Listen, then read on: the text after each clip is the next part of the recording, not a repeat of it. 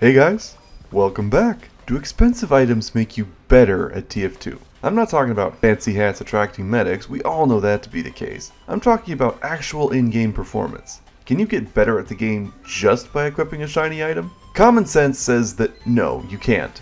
After all, a golden rocket launcher and a regular rocket launcher function identically to one another, it's just that one of them is shiny. However, we human beings are funny things, influenced mentally and emotionally by factors that aren't always logical, and I've always felt like I've performed better whenever I've had a fancy weapon. So today, I'm putting it to the test with the experiment nobody asked for but everyone has at least considered: do golden weapons make you a good player? To figure this out, I need to eliminate as many variables as possible. To do that, I'm going to play 16 rounds of Upward, 8 with a Frontier Justice, and 8 with a Golden Frontier Justice. That comes out to 4 offense and 4 defense rounds with each variant. On offense, I'll supplement the Frontier Justice with the Pistol and Gunslinger, and on defense I'll use the Pistol and Jag. Then I'll tabulate the scores of each match, calculating damage per minute, total kills with each variant, average score, and as a bonus, counting each time I managed a top score.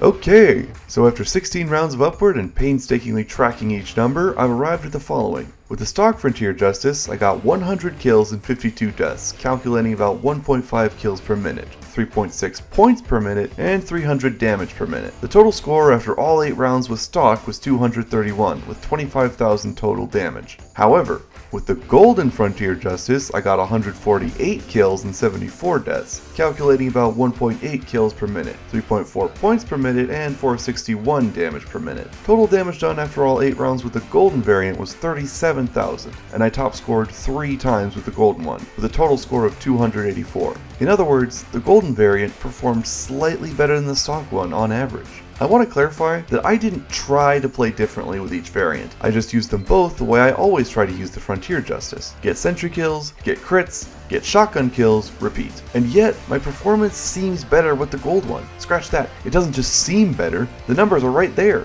My highest kill streak with stock was 13, and my highest kill streak with the gold variant was 15. It's not a huge difference, but there clearly is one, which I find endlessly fascinating, and I have to wonder what the cause of it is. I can't answer that question since I don't have a master's degree in human psychology, if you can believe that. Perhaps the presence of a gold weapon on your screen inspires you to take risks you normally wouldn't, be more aggressive than otherwise. After all, you mostly see good players using golden weapons, and having one certainly makes me more confident in my own skill, so perhaps it's just an issue of confidence. This doesn't just apply to golden weapons, however. Kill streaks, strange items, fancy war paints, or unusual ones, these all probably influence gameplay in a subtle way. Not that I performed poorly with the stock Frontier Justice. At one point I had like 10 crits stored up and the medic noticed and decided to Uber me.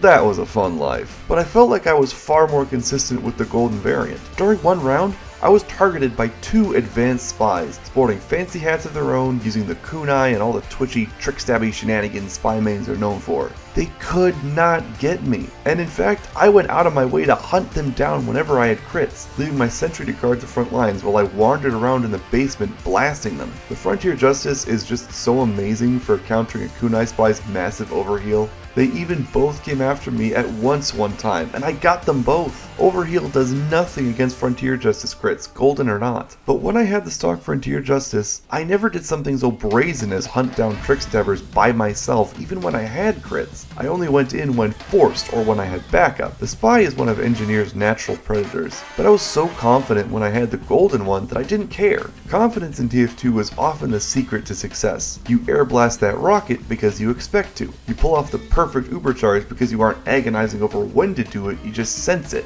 What I'm saying is, TF2 players are like orcs from Warhammer 40k. If you believe it hard enough, it just happens.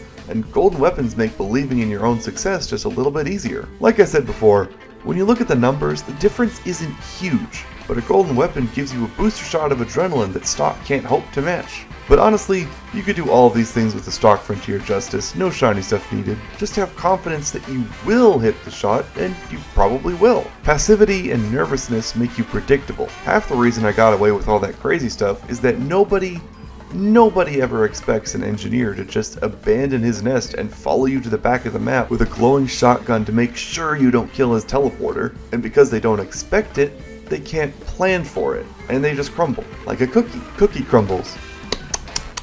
Yum, cookies. Anyway, feel free to flip tables in the comment section if you disagree. That being said, this video is just about over. Like, subscribe, and get out. I have a ruptured eardrum.